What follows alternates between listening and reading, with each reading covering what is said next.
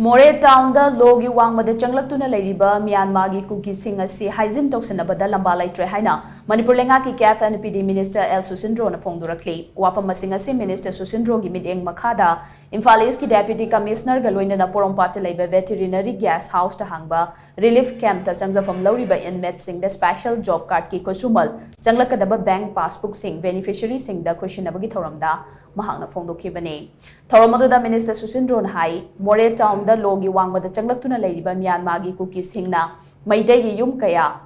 mai thabagi mathakta polam kaya amasu huralaba fawbada makhoida otpi naibire haina kappa ngamliba asina takpadi makhoi sing asi Haijin Toushinabada mapa leitrabani haibani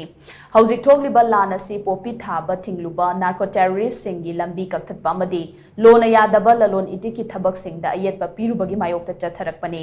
sugi mingda yumthong khudingmakta nongmai amadi maru kaya marang kaina thamli news report amagi matungina Myanmar da lan thorakpadagi Manipur gi ngamkhai lan silaktuna Myanmar dagi kuki lak manga dagi taret fawba changlamba yai haina thajanari MOREH town da leiriba Kuki Shing Asi Haijin Toushinabada makok thongle oidaba ngangba amasung Toushinabada makhoi gi lamba pabinaba leitre maitei gi yumsu makhoina hana mai thaba aduga mai thakriba yumsing adudagi potsu makhoina huralibane laibak thibadi makhoi bu amuk otpire haina kaina thangda phongdorakpa se angakpa poi Toushinabada khwaidagi hai singba furup makhoina oire amaromda lan asigi mangoinana Manipuri Chief Minister gi pautak matungina chingi mafam sing the helicopter tongduna popi thaba mafam sing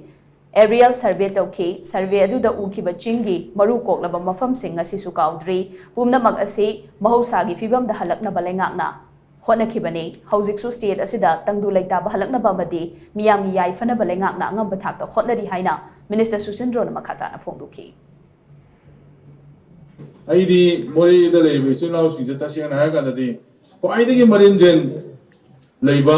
marinjen kha ba isinau sing ne ai lowi maram de geno ta yino hai wa tanda MOREH da kaya ra tek taw rage ba kuki na kaya ra MOREH da mi kya hat rage ba kuki isinau sing jiki Myanmar de sang pho myam sing sina ada moidi ta siang na ka di pura dharma ne moidi MOREH da lei sing kuki da ta siang artist hai bi are dharma ya wa film ya wa actor actress hai bi are kain ta tawda bida Manipur commando na si tawre ga haijalaga moine heta dharma heta tawba ado na handi yam ikai ba thi ikai ba nangre assignment ki IG mana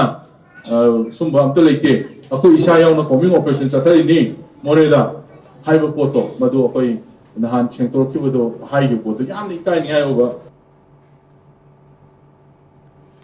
Nakalamrom da ngasigi thoramadu da sarukya ki V Imphal East District ki Deputy Commissioner Kumantem Dainan hai Lanjena duna relief camp ta leiba haibasi nungaiba nate kanagumba kharana leijaba pangal puthoktu hotnarabasu inmate singi thamoidadi adumak nungaitaba wakhal khangani lengak nasu inmate singi yaifana ba khongthang kaya paikhatli masida inmate sing nasu sawatpiyo penthokpa amaga loinana aikhoi punna honaminase haina Kumantem Daina na makhata ke Subanomba di kino tawduna kanna hena amuka hena hotnaraga hena apaba tulsi ama mahing na bakoi panna hotnaminasi hairaga akoigi yum gi oba akoigi sir nasu